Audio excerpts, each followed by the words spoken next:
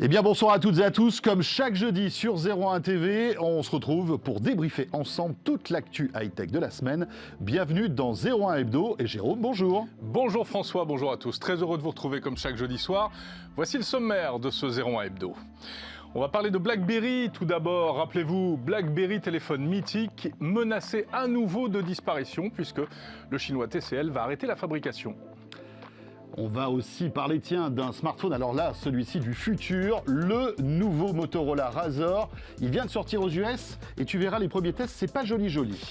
Le salon de la téléphonie mobile, le Mobile World Congress de Barcelone, qui doit se tenir dans quelques semaines, serait-il menacé par le coronavirus, faute de combattants venus de Chine? On verra ça. On parlera aussi des réseaux sociaux qui se mobilisent en fait contre les fake news en ces périodes d'élection. Bien évidemment, c'est un sujet passionnant. Et puis un test d'appareil photo, c'est le Fujifilm X Pro 3, vous le voyez, un petit bijou que viendra nous décrypter Adrien Branco, notre spécialiste photo.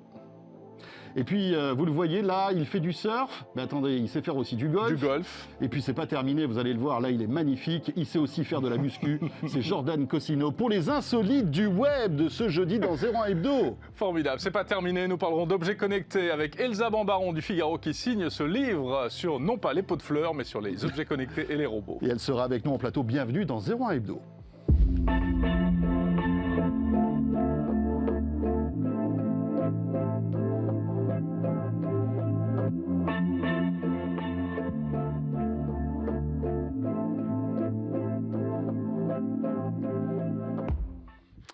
Et bien voilà, vous le savez, comme chaque jeudi soir, à la fois sur 01nettv.com, sur la page YouTube de 01 TV, mais aussi sur les box, puisque vous le savez, depuis début janvier, 01 TV, c'est une chaîne aussi, en flux, de 24 heures sur 24, sur les box SFR et Orange, chaîne 241 chez SFR et 131 chez Orange. 141, voilà, en plus, exactement.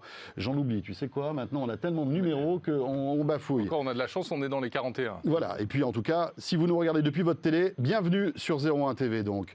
Jérôme, avant de nous attaquer l'actu de cette semaine, bien sûr, nos questions 01 Orange. Bien entendu, comme chaque semaine, vous savez, on vous interroge, un petit sondage sur Twitter, hashtag 01 Hebdo, hashtag Orange. Aujourd'hui, puisqu'on va parler du BlackBerry, BlackBerry qui vraiment s'approche de la fin, eh bien on a voulu vous poser la question, je ne sais pas si on va voir apparaître la question Orange. Avez-vous déjà possédé un BlackBerry ? La question qui fâche, quand même, hein, il y a... Est-ce que tu as déjà possédé un BlackBerry, Jérôme ? Bien sûr, j'ai eu un BlackBerry, il y a très longtemps. Oui, tout à fait. Tiens. Mais qui n'a pas eu un BlackBerry quand on est geek, non, quand on a un certain âge alors moi, je n'ai jamais eu de BlackBerry. Ah bon ? Moi, j'étais plutôt, si tu veux, dans le domaine du tactile, moi, à l'époque. J'aimais pas trop les claviers BlackBerry. Ouais. Bon, on va parler de BlackBerry avec cette information plutôt triste tout à l'heure, mais n'hésitez pas. Tiens, là, on s'adresse aux plus vieux d'entre vous. Notre question 01net Orange, donc, sur Twitter. Et tout de suite, c'est l'actu.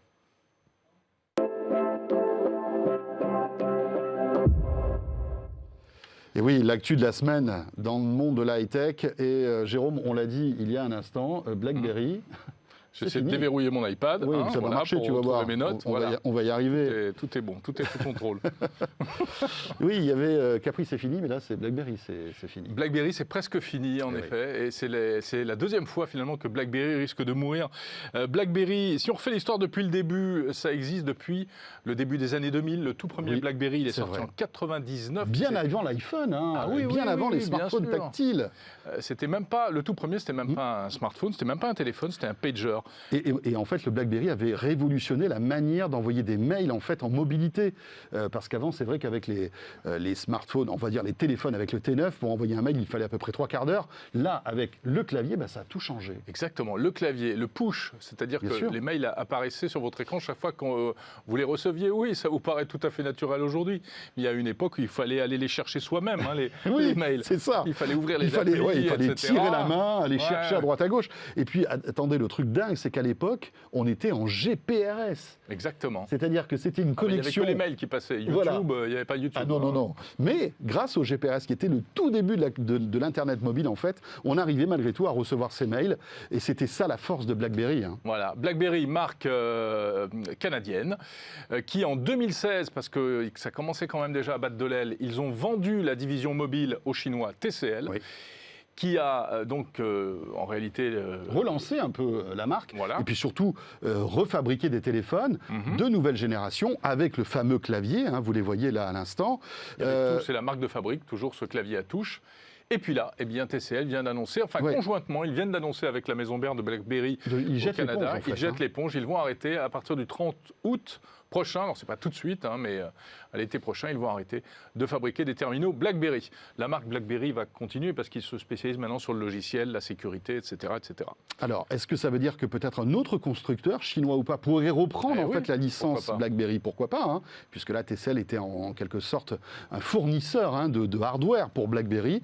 On verra bien, mais c'est vrai que ça commence à sentir un peu le sapin pour BlackBerry, Bah, c'est malheureusement. difficile, C'est une hein. page de la tech qui se tourne aussi, hein. Ah oui, complètement. C'est vraiment une page historique qui se tourne. Alors bon, voilà, ça c'était pour la première actu. Là, on était dans le passé. Maintenant, on se tourne vers l'avenir. Vous le savez, cette année Futur. 2020 sera l'année sans doute des téléphones pliables, même si on a déjà vu le Galaxy Fold l'année dernière et puis le Huawei Mate 10.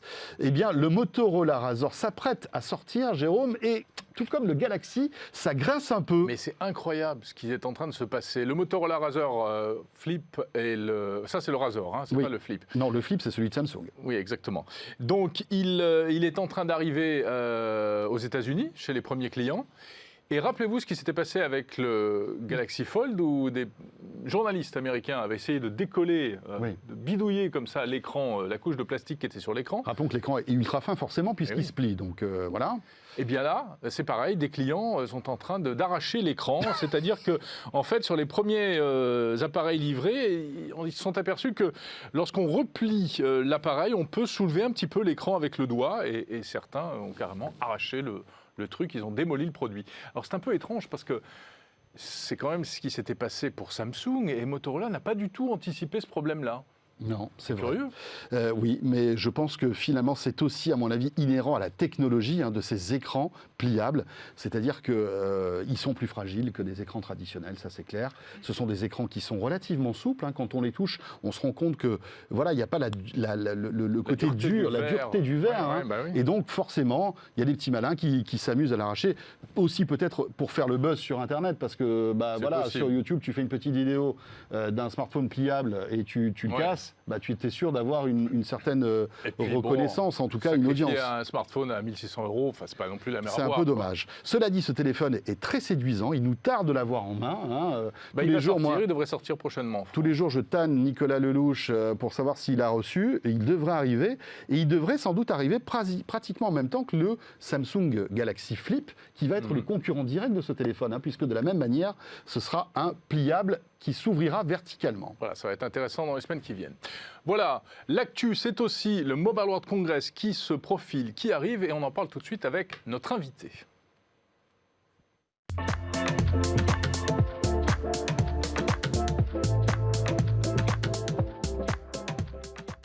Alors faites rentrer s'il vous plaît, là, ma chère Elsa, ici même, en direct dans ce studio, Elsa Bombaron, mesdames, messieurs, on se croirait dans une grande émission style Champs-Élysées. Vous savez, quand les artistes arrivent comme Oui, moi ça, je pense qu'il faudrait une petite musique un peu épique. voilà, et puis des applaudissements. C'était vachement... Bonjour messieurs. Bonjour Elsa Barbaron. Elsa Bombaron, si vous êtes un fin connaisseur de l'actu tech française, vous la connaissez, vous la lisez. Vous avez peut-être même vu sur les différents plateaux de certaines émissions tech, même sur 01net TV, il y a quelques années de cela, on avait fait des choses ensemble. Journaliste au Figaro, spécialisé dans le numérique, un peu comme nous, Voilà. enfin même complètement comme nous. Et En moins particulièrement... rigolo. En moins Oui, parce rigolo. que c'est vrai Ah, que on rigole pas au Figaro. c'est plus la Sérieux. tech. Enfin, c'est plus l'éco, on va dire aussi. Voilà. Hein. Et puis les télécoms, c'est un les peu ta télécoms. spécialité. C'est Et bien. alors voilà, qu'est-ce qui vient de... Mais qu'est-ce qui se passe, Elsa? Bah, Un j'ai- bouquin? J'ai découvert que je faisais de la presse, mais que je savais écrire, donc j'ai fait un livre. C'est vrai que c'est pratique. C'est pratique, ça peut servir. Un livre sur tout le monde numérique qui nous entoure, notamment les objets connectés. On va en parler dans un instant. Mais juste avant, on le disait, le Mobile World Congress qui va arriver, où tu penses aller, évidemment, comme chaque année, j'imagine, Oui, avec joie et bonheur. avec joie et bonheur, dans ce grand rendez-vous forcément fatigant, etc., mais intéressant. Et eh bien, il y a plusieurs... comment dire, il commence à y avoir des défections annoncées à cause du phénomène de coronavirus chinois. Oui, alors il y a la défection de LG qui a été annoncée. Alors, peur du coronavirus où ils n'avaient tellement rien à montrer qu'ils ne vont pas aller au Mobile World Congress sans smartphone pour le marché européen. C'est vrai que coronavirus ou pas pour LG, bon, ça c'était pas eux qui allaient faire l'actualité du Mobile World Congress. Non, parce que surtout qu'ils vendent plus de smartphones en Europe pour ainsi dire, donc l'intérêt est quand même assez limité pour eux d'être sur ce salon. Donc on peut faire de la mauvaise langue et se demander si c'est pas juste une petite excuse qui a été saisie en disant plutôt que d'y aller sans rien, autant pas y aller du tout. Voilà. Et alors il y en a d'autres qui font aux grands mots les grands moyens, façon Huawei, ZTE, Xiaomi, qui ont prévu d'envoyer des équipes de Chine et le matériel de Chine en quarantaine d'abord et ensuite de les laisser accéder au salon à condition que tout le monde se porte bien. Forcément, au salon de Barcelone, il y a énormément de Chinois, que ce soit des exposants ou des visiteurs, enfin des visiteurs professionnels. C'est un salon international. C'est un salon international et l'activité évidemment chinoise dans le smartphone est plutôt importante. Et donc, mais Huawei sera là Huawei, jour, oui. Pour le moment, à date, ils disent que oui. Ils maintiennent leur conférence du dimanche, ils attendent beaucoup de monde. Donc pour le moment, on est sur une tendance, Huawei soit là. Côté organisation, on a l'impression d'être dans la blague du type qui tombe du 175e étage. Jusqu'ici, tout va bien. Le discours officiel, c'est il n'y a pas de défection. Il va falloir qu'ils changent le discours parce qu'il y en a. Et on a toujours autant de personnes inscrites que l'année dernière. Et on sera tous avec notre petit masque. Personnellement, j'en ai pas, donc je ne sais pas. Voilà. Non plus, je crois. Ouais, ça va être sympathique, les émissions live. Oui, parce que des émissions avec masque. Nous, on y va. Jérôme, on se sacrifie, toi et moi. Ah, bah oui. Non, mais j'ai aussi vu des opérateurs, pardon, je t'interromps, des opérateurs télécoms français, en l'occurrence, qui m'ont dit nous, on réfléchit, on va sans doute aussi réduire la délégation. D'accord. Ouais. Donc, ça va avoir forcément un impact. Est-ce que, parce qu'on est quoi, à deux semaines du Mobile World Congress, ça peut encore évoluer tout ça ça peut encore évoluer dans le mauvais sens. Dans le mauvais sens, on est d'accord. Et en plus, une question toute bête qui se pose, c'est à partir du moment où un nombre grandissant de compagnies aériennes arrêtent les liaisons avec la Chine, tout ce qui est visiteurs chinois, ce qui fait quand même quelques dizaines de milliers de personnes, on ne parle pas sur 200 ou 200 personnes sur un salon qui en accueille 100 000, c'est vraiment des dizaines de milliers de personnes. Comment vont-ils faire pour venir s'il n'y a plus d'avions ? Ou moins. Au bout d'un moment, ça va poser un problème. C'est sûr. Oui, donc moins d'avions, et peut-être aussi, alors pour des grosses délégations, des grandes marques chinoises, ça posera peut-être un peu moins de problèmes. Mais pour les petits, on va dire, les petits assembleurs chinois, on sait que ce qui est intéressant aussi au Mobile World Congress, c'est qu'il y a plein de petites structures qui viennent là-bas pour vendre leurs derniers chipsets, des accessoires, des choses comme ça. Ça peut peut-être aussi être difficile pour eux de venir, non ? C'est sans doute très difficile pour eux de venir et on risque d'avoir des stands, voire des halls entiers qui seront vides. Donc on a déjà des plans B, faire des foot, des choses comme ça. Ça va être sympa. Voilà. J'aimerais bien qu'on fasse une émission sur le foot tous les deux, ça pourrait être assez drôle. Oui, ça va être très très sympa. Et à noter que, quoi qu'il arrive, nous serons au Mobile World Congress, sauf bien évidemment annulation du salon, mais je pense que ça risque d'être un peu compliqué. Et on sera là, donc, les 2 premiers jours en fait, du salon, les lundis 24 et mardi 25, tous les soirs, en fait, donc le lundi soir et le mardi soir, 1 heure d'émission pour vous faire vivre, en fait, avec des invités, avec des reportages, avec des journalistes, cette nouvelle édition du Mobile World Congress qui est un grand rendez-vous. On attend des choses intéressantes ou pas en termes de téléphonie mobile, avant de parler de ton livre, Elsa ? Oui, on attend notamment tous les nouveaux smartphones 5G. D'accord. Oui, au total, sur l'année, il y en a quelques centaines d'annoncés, mais il devrait y en avoir quelques-uns quand même de présentés là sur les 3-4 jours du salon. Bon, réponse dans 15 jours. Toute autre chose. Ce pot de fleurs est un robot. C'est donc le titre de ce livre, Elsa Bambaron. Qu'est-ce que c'est que ce pot de fleurs, en fait ? Ce pot de fleurs, c'est Crétus, c'est un robot. Donc c'est un ouvrage pour essayer d'expliquer aux gens qui ne sont pas des professionnels de la tech et des fins connaisseurs de tous les recoins du secteur comme vous, qu'en fait la tech est partout, que tout est en train de se numériser dans la société et que tous les métiers sont impactés par cette évolution. Les conséquences nous concernent, nous, les médias, mais ça concerne aussi l'éducation, la santé, les transports, l'énergie, enfin bref, c'est partout. Et donc j'ai essayé de faire une espèce de mode d'emploi pour les gens qui sont non initiés ou initiés qu'à un petit bout de par leur métier, pour les amener à réfléchir et à s'intéresser aussi à ces sujets-là et éventuellement à les comprendre, ça me ferait plaisir. Avec la légèreté qui te caractérise, malgré tout. Parce que J'aime bien le titre, malgré tout. ce pot de fleurs est un robot. Est-ce qu'il existe vraiment, ce robot pot de fleurs? Alors, il a existé, puisque c'est une citation d'Henri Seydoux, je rends à Seydoux ce qui appartient à Seydoux, de Parotte, qui avait fait un pot de fleurs connecté. Et qui est allé rejoindre le cimetière des robots qui n'ont pas marché. Voilà. Mais c'est une illustration, parce qu'il y en a d'autres qui arrivent sur le marché, c'est une illustration de cette tendance qui fait que le robot, c'est pas 2 bras, 2 têtes, une jambe mécanisée ou l'android façon Isaac Asimov. C'est vraiment l'outil, en fait, qui est devenu un robot. C'est-à-dire qu'une voiture autonome, quelque part, c'est un robot. Un chariot de livraison qui va livrer tout seul, c'est un robot, et même s'il a que c'est juste une caissette avec 4 roulettes. L'aspirateur robot, c'est dans son nom, c'est un robot. Donc c'est pour aussi avoir cette compréhension du fait que le robot, ça ne va pas être forcément l'incarnation physique telle qu'on l'entend, mais qu'on est sur une robotisation de l'univers. Oui, bien sûr. Alors, les robots... C'est de la philo, là. Robots, c'est bien. Mais il y a une dimension, pas philosophique, mais un peu de réflexion aussi sur l'impact de tout ça et sur le rapport qu'on a aux objets connectés. Il y a eu un engouement pour les objets connectés. On a beaucoup parlé, nous, de tas de produits qui sortaient. Il y a plein de start-up françaises, la French Tech. Mais on a l'impression que là, il y a un peu un recul quand même par rapport à... Typiquement, ce pot de fleurs n'existe plus aujourd'hui. Alors oui, non. Il y a un recul quand même dans le grand public où la gadgetisation à outrance avec le truc on connecte et puis on verra bien à quoi ça sert et où sont les usages, on ne les a jamais trouvés donc ça ne marche pas. Les modèles économiques n'ont pas tenu. Et en fait, il y a une vraie poussée de tout ce qui est Internet des objets dans le monde de l'entreprise, avec l'industrie, tout ce qui est maintenance prédictive, par exemple pour les moteurs d'avion, pour la gestion des trains. Donc ça, vraiment, tout ce qui est objets connectés dans le domaine professionnel, c'est là, ça se développe. Et dans l'agriculture, il n'y a pas le pot de fleurs, mais il y a des capteurs, il y a des drones. Qui sont là aussi. C'est du sérieux. Et toute notre société est forcément bouleversée par le numérique, même la santé. On sait très bien que grâce aujourd'hui à l'intelligence artificielle, on arrive à prédire des maladies qu'on n'arrivait pas à prédire avant, par exemple. Alors, on est en train d'arriver à prédire. Ce n'est pas encore tout à fait vrai, mais il y a effectivement, aujourd'hui, on sait faire de la maintenance préventive sur un moteur d'avion, dire tiens, cette pièce va s'user. Ça marche un petit peu comme ça avec le corps humain. Attention, là, il y a de l'usure, ou bien prise de poids, vous avez très soif.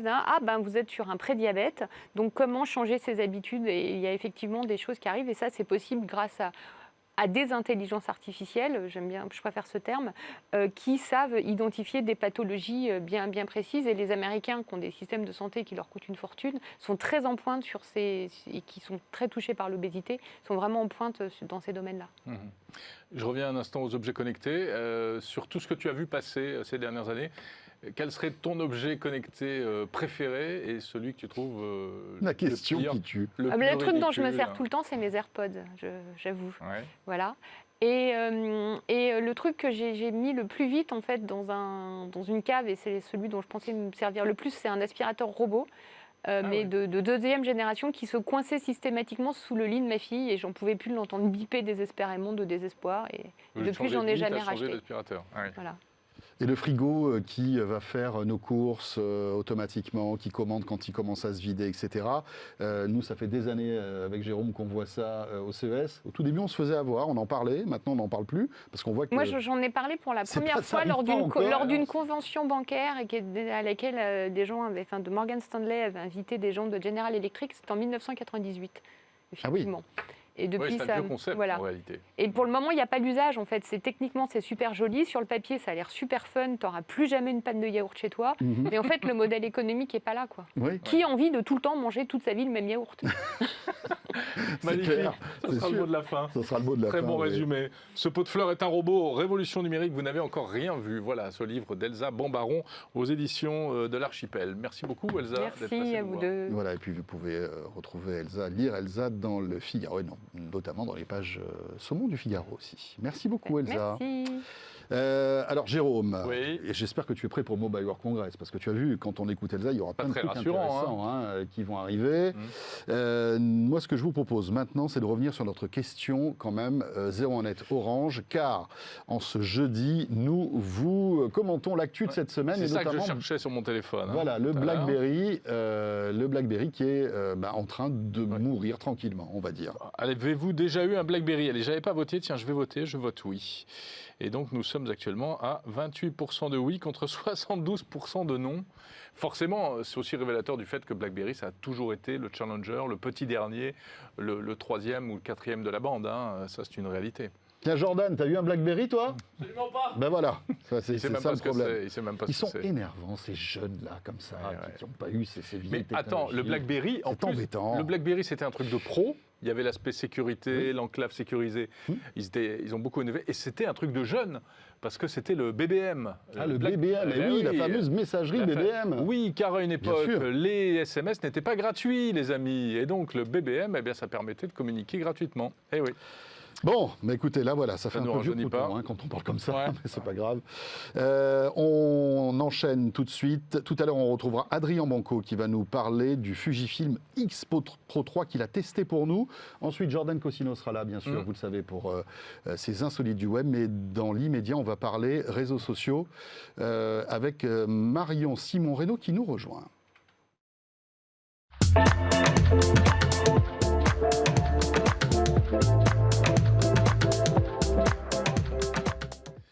Bonjour Marion. Bonjour. Bonjour Marion. De la rédaction de 01net.com. Alors Marion, c'est la tech et c'est la société. C'est le sujet société. Voilà. Avec Marion, ça rigole pas. Tech Planet. Si, on peut rigoler. On rigolait beaucoup d'ailleurs avant que l'émission commence. C'est sûr. Bon là, on va rigoler un peu moins, mais c'est un sujet sérieux. Mais oui. Bon, on va parler d'élections.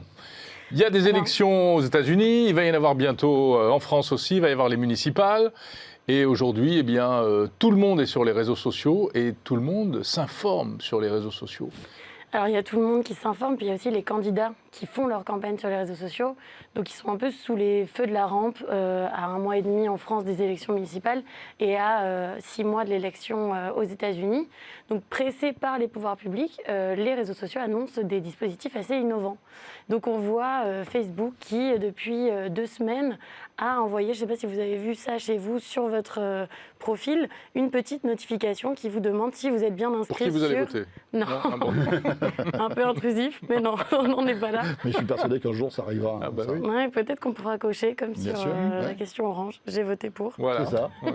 Mais pour l'instant, c'est juste, est-ce que vous êtes bien inscrit puisque la date de fin d'inscription est demain sur les registres électoraux. Ah, je vois une petite panique dans tes yeux, Jérôme.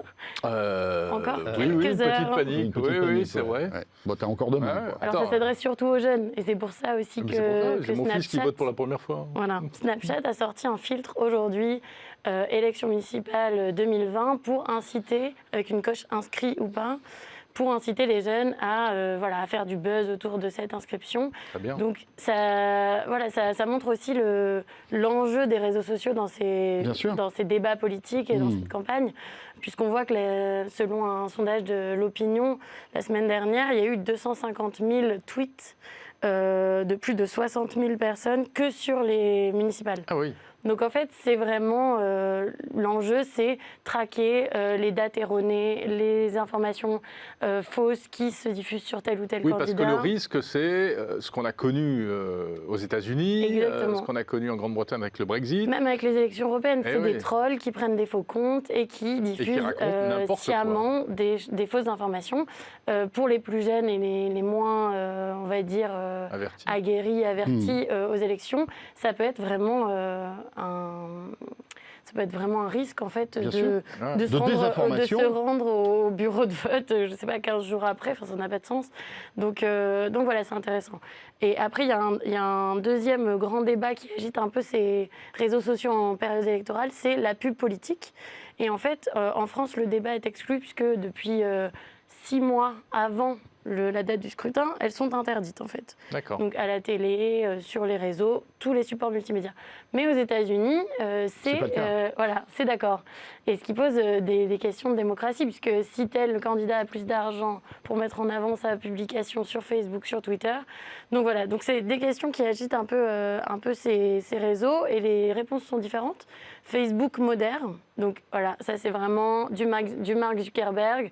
Je crois en la liberté d'expression, mais je modère, donc je ne veux pas censurer. Donc modération manuelle, enfin modération des gens qui manuelle surveillent. et IA. Et automatique. En fait. Voilà, Et il y a IA, 15 000 d'accord. modérateurs dans le monde qui s'occupent aussi des images sanglantes, des images terroristes et compagnie. 15 000, mais je crois que c'était aussi, plus de 30 000. non, en fait, ils sont 15 000. Ils sont D'accord. 15 000. Mais ils ont doublé en fait en 2 ans. Donc c'est assez impressionnant. Et ensuite, il y a l'IA qui va, par algorithme, en fait, gérer toutes ces informations. Mais Twitter, par exemple, a décidé de bannir les publicités politiques. YouTube vient de l'annoncer. Google aussi. Donc voilà, c'est un chemin qui montre un peu l'évolution en fait, du web, Absolument. où on va vers quelque chose de plus aseptisé, où on doit faire attention parce que la responsabilité en fait, de ces plateformes est devenue énorme. Oui, et puis, comme le disait tout à l'heure Jérôme, on peut reprocher beaucoup de choses à ces plateformes. Au sujet des précédentes élections, elles essaient aussi de se racheter une certaine virginité. Cette fois-ci, pour qu'elles soient irréprochables. Elles ne le seront jamais, finalement. C'est parce impossible. Il y aura C'est toujours trop, des désinformations, il y aura toujours des fausses... Et les flux en fait, d'informations sont si grands au Mais est-ce qu'ils quotidien. travaillent sur ces fausses informations, justement? Alors oui, donc il y a un mois, on était à Londres pour rencontrer les ingénieurs de Facebook qui s'occupent de programmer ces algorithmes toujours plus puissants, toujours plus intelligents pour découvrir telle et telle information fausse.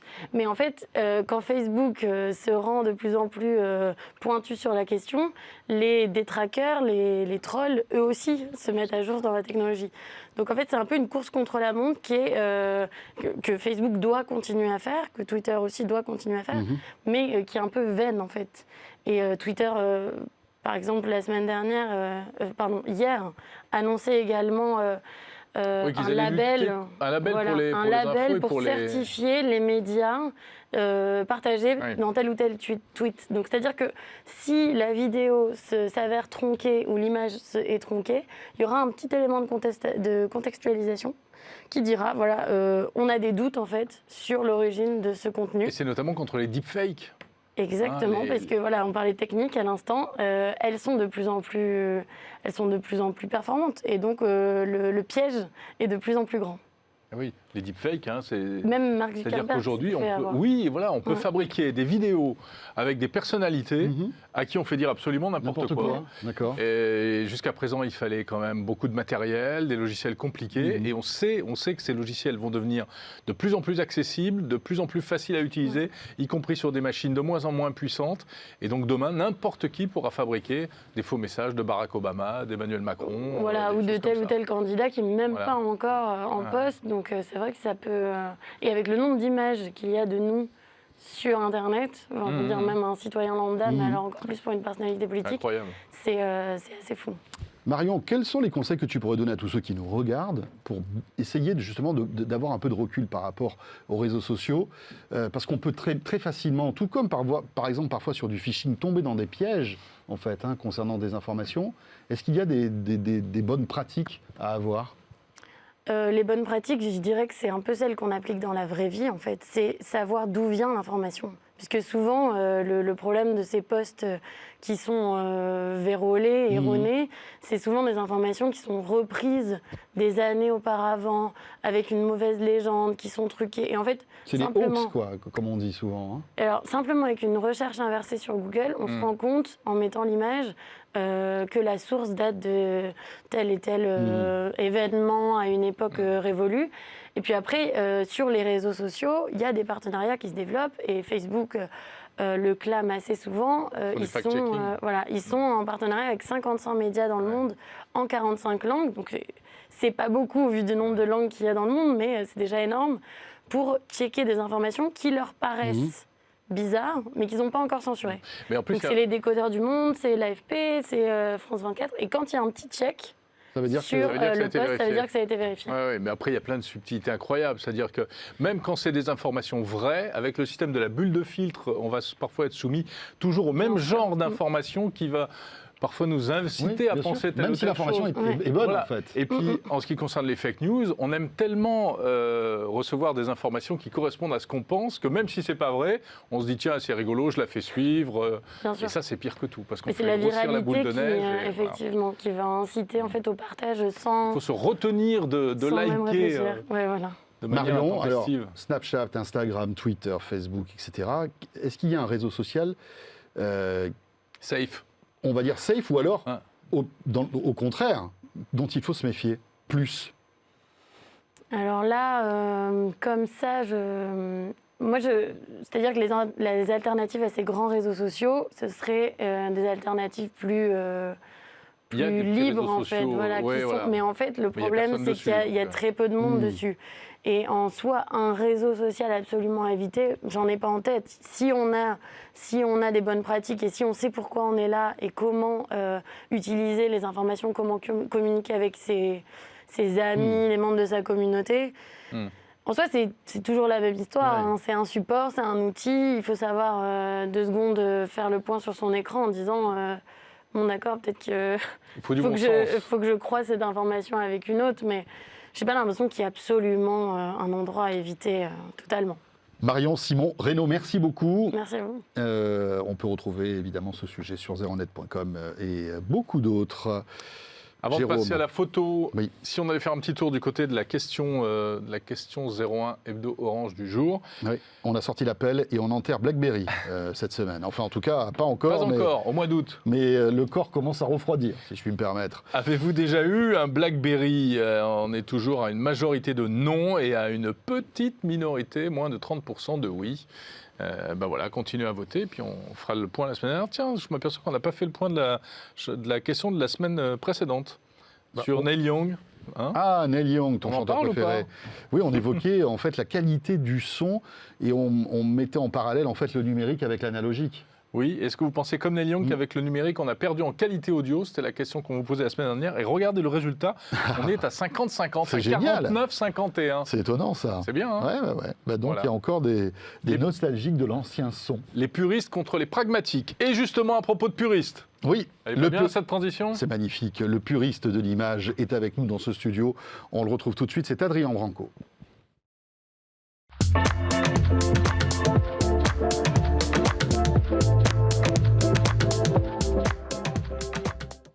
Et juste après Adrien Branco, c'est Jordan Cossino qui nous rejoindra. Et avec lui, on découvrira ces insolites du web. J'ai peur. Bonjour Adrien. Il ne faut... Bonjour. Bonjour Adrien Branco. C'est marrant ce que vous avez dit sur les puristes. Oui. Oui. Je ne sais pas si vous avez vu les synthèses sur l'appareil photo, mais là, vous ne pouviez pas taper plus dans le 1000. Je ne sais pas si vous le voyez, l'appareil. Visuellement, il n'y a même pas un écran en arrière. En fait, il y en a un. Exactement. Il est tout petit, dis C'est donc. ça qui Il frappe. est assez petit. Les puristes reconnaîtront le design un peu télémétrique qui rappelle les Leica. Il n'y a pas que Leica qui faisait télémétrique, mais il y a quand même cette signature.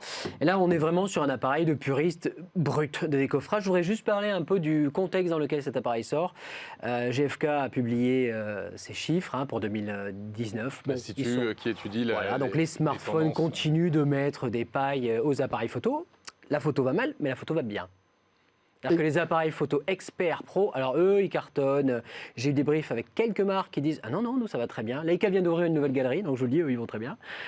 Sony va très bien. Sur l'autre gamme, on va très bien. Et là, vous avez un appareil complètement, vraiment à rebours de ce qu'on faisait il y a 10 ans. Il y a 10 ans, il fallait plaire à tout le monde.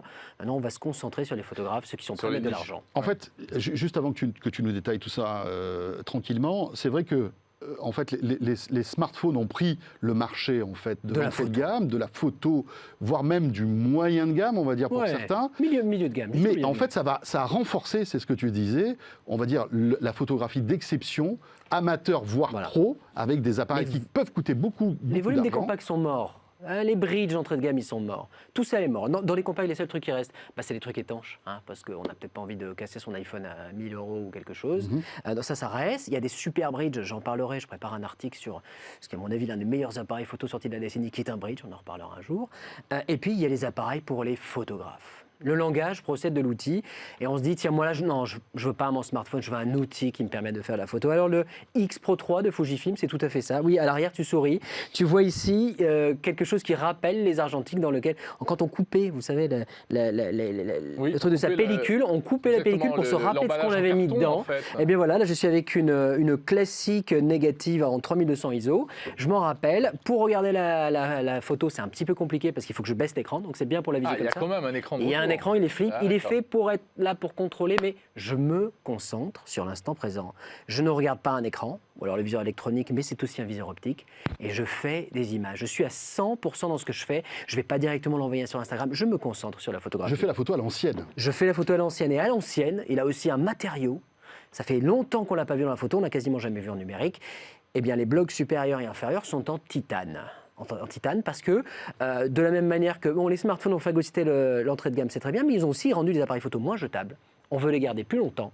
Les constructeurs sortent moins de boîtiers, mais beaucoup plus de mises à jour. Ils les font vivre plus longtemps. Fuji a dit, pour vivre longtemps, ce qui est bien, c'est d'être solide. Donc ils ont mis du titane. Ils ont trouvé la dernière entreprise japonaise qui soit capable d'usiner le titane à ces dimensions-là. Sinon, il y a l'industrie de la joaillerie. Et de l'industrie de la joaillerie, ils ont récupéré aussi, pas sur cette version, mais sur 2 autres versions, un traitement de surface saphir qui fait qu'il faudra juste un diamant pour les rayer. Sinon, c'est pas possible. Incroyable. Un revêtement c'est tropicalisé, ce Il type est bien sûr d'appareil tropicalisé. Il y a des joints de protection intérieure et extérieure contre l'humidité ou contre la poussière. À l'intérieur, pour ceux qui savent, le X Pro 3, en fait, c'est toute la mécanique, capteur et processeur d'image du XT3. Donc, il va y avoir un test de prise en main de comment il se comporte, mais la technologie, on la connaît bien, ça marche très bien, c'est très beau. Il y a cette magie Fuji qui sont les petites focales fixes, très légères et très très bonnes. Donc c'est bien un appareil de puriste, je suis vraiment venu ici vous ennuyer en puriste. Ça c'est uniquement pour ceux qui veulent ce type de visée, ce type de relation avec l'image où je me concentre sur ça. Si vous voulez un peu plus de... On met quoi comme pellicule dedans? C'est une excellente question parce que comment Fuji fait la différence par rapport aux autres? Ils le font sur la pellicule, c'est ici. Je ne sais pas si on peut voir avec la vidéo, peut-être que vous avez des vidéos d'illustration. Oui, qu'est-ce qu'on voit? Eh bien, on voit défiler des pellicules. C'est un terrain sur lequel Fuji est légitime. Fuji fait toujours des pellicules et il continue de développer des films numériques et c'est quelque chose qui est assez exceptionnel. J'ai dans mes groupes d'amis, de relations, beaucoup de photojournalistes qui, quand ils travaillent en Fuji, ils envoient professionnellement les fichiers JPEG directement aux clients tellement ils sont bons. Et ça, c'est aussi un autre truc. Avant, on ne voulait pas s'ennuyer à passer par le RAW, tout ça, on envoyait les péloches au tirage. Là, vous avez à la fois votre appareil photo et votre tireur professionnel numérique. À qui s'adresse? Parce que bon, on va parler du prix tout à l'heure. J'imagine aussi. 2 000 €. Ah ben voilà, comme ça, 2 000 € aux alentours de. donné. Selon les versions, il y a les versions titane sont un peu plus chères. Enfin, les versions, pardon, avec le revêtement spécial, ils sont tous en titane, mais avec le revêtement anti-rayures, sont un peu plus chers. Il ne s'agit pas d'une débauche technologique. Il s'agit d'un appareil de niche pour parler à des gens qui veulent ce rapport à la photo. Si vous voulez vraiment l'expérience, on va dire, à originer Instagram, parce que là, il y a l'autofocus. Si je déclenche, je ne sais pas si on l'entend, mais il déclenche au quart de tour. Ça envoie des images, clac, clac, clac, clac, il n'y a pas de souci.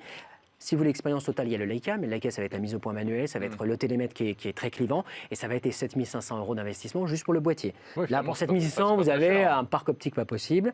Le capteur se comporte très bien jusqu'à 6400 ISO. Donc vraiment, on bosse partout, tout le temps. Adrien, j'aime bien parce qu'on dit puriste, mais enfin, en fait, c'est du marketing. Pas vraiment. Il y a vraiment un public ciblé qui est... Non, pourquoi pas marketing? Parce que on fait, alors déjà, pour vendre, il faut bien plaire, d'une part. Et d'autre part, non, parce qu'effectivement, je suis allé shooter, j'ai fait un petit reportage hier soir. Effectivement, on est moins sollicité par l'écran. L'écran, il faut vraiment faire l'effort. Donc soit on fait quand même les photos par-dessus, de manière classique, mais on a ce rapport particulier au viseur, à l'image, cette concentration qui est différente, cette recherche du cadre optique à l'ancienne. Et non, c'est pas du marketing, c'est vraiment une façon de photographier qui avait un petit peu disparu, que Fuji a remis au goût du jour avec le X Pro 1. Ça, c'est le X Pro 3 et il est à la page. Très bien. Donc 2 000 €. Sans l'optique. C'est connecté quand même. Bien sûr, vous avez le Wi-Fi si jamais vous voulez transférer directement les fichiers. Il peut le faire, même appareil éteint, et grâce à la fonction Bluetooth, tu vas pouvoir doucement envoyer des vignettes si vous voulez faire du Instagram. Ça, il n'y a pas de souci. On utilise la technologie, mais on va la mettre un petit peu en dehors. On va essayer de ne pas trop y penser et on va se concentrer sur une chose, le cadre et le cadre. Des points faibles quand même? Oui, il y en a un majeur chez Fujifilm que je regrette parce qu'ils ne l'ont mis que dans un seul boîtier. Et là, on attend un boîtier qui va corriger ça. C'est pas de stabilisation mécanique du capteur. On l'a vu arriver dans les hybrides petit à petit. Il y avait deux camps, hein. Stabilisation optique, stabilisation mécanique. Les deux camps se sont mis d'accord. Les deux, c'est bien parce qu'on conjugue les deux. Donc Sony, Panasonic, tout le monde le fait. Fuji a sorti qu'un seul boîtier, qui était le XH1. Celui-là n'a toujours pas de stabilisation mécanique du capteur. Donc sur les focales fixes, non stabilisées, attention à les vitesses. Mais c'est pas très grave parce que vous êtes un puriste et vous la maîtrisez votre vitesse aussi. Et il y a une fonction auto. Hein. Ça veut dire que nous, on ne saurait pas faire des photos. Si, avec ça. absolument, je te le donne. Ah non, tu vas faire des photos nettes. Non, tu vas faire des photos nettes, il n'y a pas de souci. Ça fait 30 ans que je n'ai pas fait une photo en me penchant sur la Hier vitesse. soir, j'ai passé ma journée en automatique sur l'optique D'accord. et automatique sur les ISO. Non, ce qu'il va y avoir, c'est qu'effectivement, en basse lumière, l'interprétation classique d'un appareil photo fait que peut-être que tu auras un tout petit peu plus de taux de déchets par rapport à un hybride stabilisé mécaniquement par capteur. J'ai l'explication pourquoi Fuji ne l'a pas mis dans tous ses boîtiers. Tout simplement parce qu'ils tiennent à cette petitesse et qu'ils tiennent à tout développer. Dans le XH1, qui est un boîtier un peu plus gros, ils avaient tout développé de A à Z. On a fait notre première stable de capteurs et ils tiennent à leur indépendance technologique. Ils ne veulent pas avoir à aller Non, ils ne veulent pas dépendre d'un rigueur autre. japonaise. La fierté. Là, on est au niveau de la fierté chez Fuji. Ouais. Fuji a fait énormément de progrès. Fuji se maintient bien dans sa niche. Et ce qui est bien, c'est qu'avec l'effondrement de tout ce marché, de tout ce blabla marketing, on se retrouve à des lecteurs qui est moins sensible au marketing pur, dur des 4x3, mais vraiment au discours photographique. Et là, Fuji a vraiment de quoi tirer son épingle du jeu. Bon, voilà, je pense que là, les amateurs de photos doivent saliver devant boire cet du appareil. Pirée. Adrien, tiens, en 2 minutes, puisqu'on a la chance de t'avoir sur ce plateau, un mot sur les smartphones, parce que l'année 2020 commence, le Mobile World Congress va débuter bientôt, on va avoir pléthore de nouveaux modèles de smartphones qui vont arriver, avec toujours cette volonté de faire des photos encore plus belles. Ouais. Est-ce que cette année 2020 risque d'être encore une année assez révolutionnaire en termes de captation photo avec un smartphone? Ou alors on a atteint Forcément. un palier. Non, on n'a pas atteint le palier. Les dimensions, les différences de dimensions de budget R&D en imagerie dans les smartphones, c'est N fois supérieur à ce que font les gens dans la photo. On est dans une approche traditionnelle, là. Ils continuent de tout réinventer. Effectivement, c'est Google a donné le là, avec son espèce de zoom numérique. Là. Il n'est pas terrible, mais c'est le meilleur. Et il est quand même technologiquement assez incroyable. On va continuer d'ajouter des capteurs. Vous parlez du Google Pixel, c'est Ouais, ça, le hein? Pixel 4, effectivement, par rapport au 3, bon, il n'y a pas grand-chose de nouveau, à part cette idée du zoom, et surtout ce suréchantillonnage incroyable. Alors, le futur de la photo sur smartphone, c'est quoi? On va continuer de mettre des capteurs de plus en plus définis, pas pour faire forcément plus de mégapixels, mais pour avoir plus de finesse dans les détails. Donc on parle de capteurs 108 mégapixels qui à la fin produisent des images de 12, mais peu importe, le Oui, suréchantillonnage. c'est le fameux capteur de Samsung, Tout à fait, qui est une merveille qui technologique. sera sans doute dans le nouveau Galaxy. Alors moi je ne l'ai pas eu en main, et puis si je l'avais eu, vous savez que je ne pourrais pas en parler. Non. Voilà. Donc il y a le suspense. Je suis désolé. Et ce genre de trucs, nous, on ne les commande pas. Effectivement, on voit passer des alphas et des bêtas en prototype. Mais il va y avoir plus ça. Et il va y avoir une énorme progression encore dans les algos. J'étais au Snapdragon Summit de Qualcomm. Ce qu'ils ont présenté, quand même, le futur Snapdragon, c'est quand même 2 milliards de pixels calculés par seconde. Ouais. Le meilleur des appareils photo numériques actuels, qui est l'Alpha 9 et Alpha 9 Mark II, fait un demi-milliard. Le processeur de smartphone en fait 4 fois plus, C'est dingue. avec des pipelines, il y a 3 pipelines branchés et 2 en simultané. C'est-à-dire qu'il peut faire du calcul sur 2 modules caméra en simultané. Donc ce qui va progresser, ce sont les algorithmes. L'IA n'est pas vain, c'est un gros mot marketing que vous entendez tout le temps. La réalité, je veux juste en 2 secondes vous expliquer ce que c'est, il y a de l'IA dans ma photo. Eh bien, le constructeur, lui, il a des grosses fermes de serveurs, il récupère des milliers, des millions d'images et il calcule sur la base de ces images, il fait des super algorithmes que même nous, humains, on ne pourrait même pas faire. Et ces super algorithmes, je vais les mettre dans mon téléphone. Et lui, il est tellement puissant, et on le voit avec les processeurs d'Apple et de Qualcomm, et même HiSilicon de Huawei, ils vont être capables de calquer des milliards de pixels, des milliards de combinaisons pour améliorer la qualité d'image. Donc, plus de modules caméra, je pense de nouveaux types d'optiques qui vont arriver, encore. Une bataille du zoom, ça c'est du marketing, et une bataille majeure sur ce qu'on appelle le visual computing, réussir à faire de belles images sur la base de capteurs qui en fumée ne sont pas terribles. On va tendre un peu au tournant Huawei, qui avec son P40, alors il aura des problèmes, on dit d'intégration de Google, etc. Mais en termes de photos, malgré tout, Alors, le challenge sera du côté de Huawei aussi. on va sans finir doute. sur ça. Moi, je voudrais tirer mon chapeau à Huawei. Parce que c'est les seuls, quasiment, un petit peu avec Samsung, à faire toujours le parti pris du hardware. Apple est incroyablement fort au niveau du software. De toute façon, il n'y a pas de démonstration. Vous l'avez vu, le 11 Pro est incroyable. Mais ce que j'ai aimé, c'est ce capteur 3,5, incroyablement compétent en vidéo et ultra sensible, grand format, fabriqué sur mesure par Sony pour Huawei. La même chose pour le super capteur 40 mégapixels pour la photo avec ce filtre jaune, fabriqué sur mesure par Sony pour Huawei. Le par Sony, c'est véridique, hein. J'ai posé la question, j'ai vu le chef de la division, c'est du custom made, ce sont des optiques faites maison. Oui, il y a une vraie volonté de faire. De montrer que le hardware a encore des choses à faire, il a encore des choses à faire, mais quand même, Apple a montré là, la vraie réponse, c'est le logiciel. Bah, il faut les deux. Il faut les deux. Merci beaucoup Adrien pour toutes ces précisions. Merci Adrien. Et on va terminer ce 01 Hebdo par Jordan Cosino et ses insolites du web.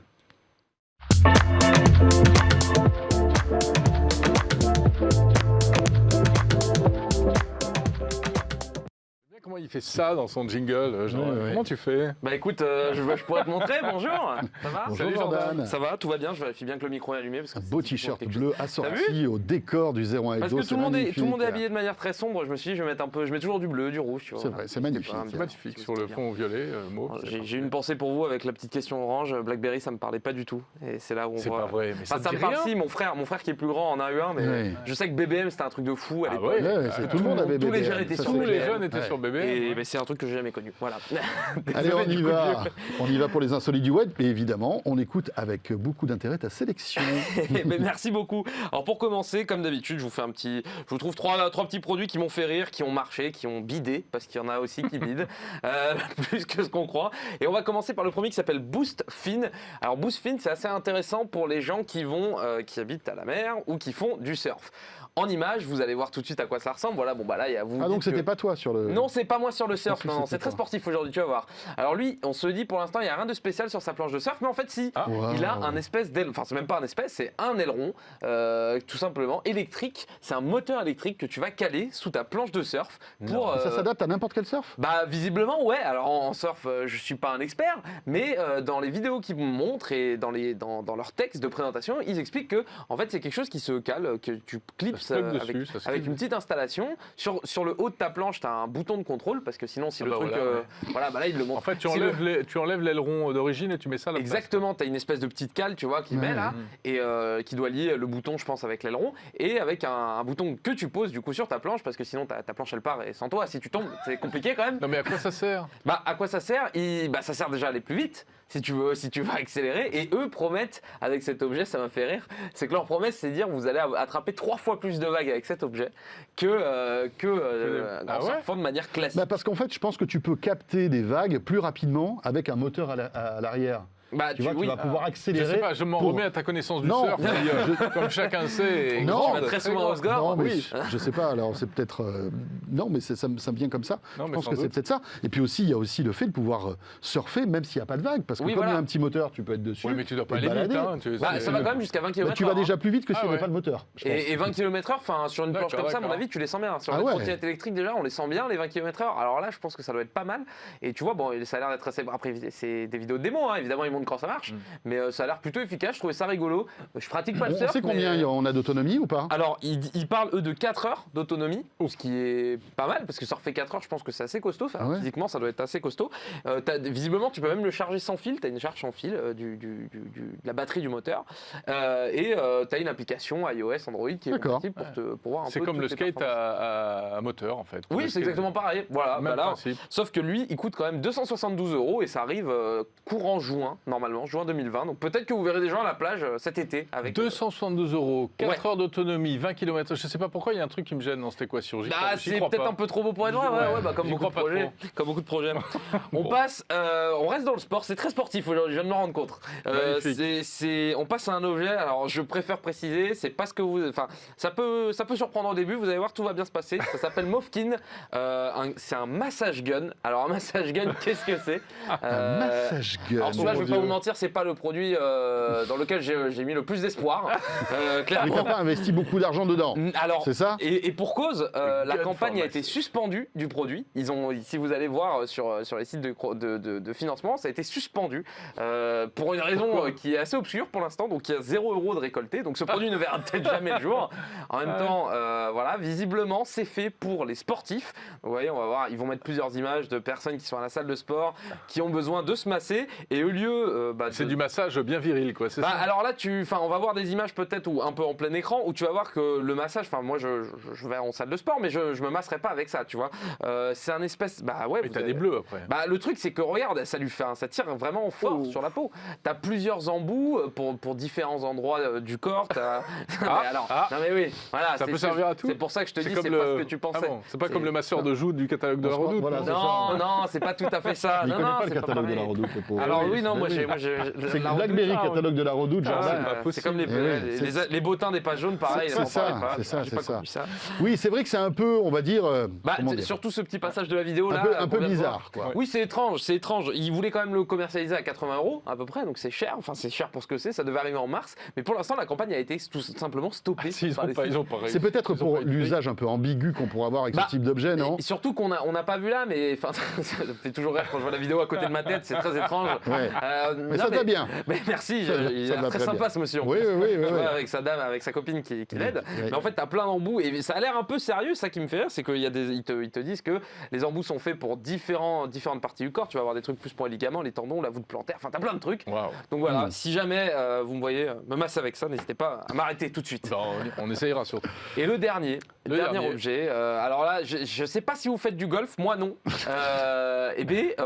On s'est tous dit en allant au golf, c'est embêtant que mes clubs ne me suivent pas. Ah, oui. voilà, le robot. On connaissait le robot valise, le robot aspirateur. Là, on a le robot club de golf sur lequel vous mettez votre petit support à club. Je sais pas, ça doit avoir un terme technique que je ne connais pas. Ouais, mais je crois voilà. que ça s'appelle le le caddie. Le caddie, Oui, mais un caddie, c'est la petite voiture, non? C'est pas ça. Non, c'est ça. T'es non sûr? J'ai un doute. Ah, Bref, dans le doute, je vais dire le sac de golf. Et Sac en golfeur, fait, ouais. il peut, vous avez la possibilité donc soit de mettre un petit mousqueton à votre ceinture et il vous suit.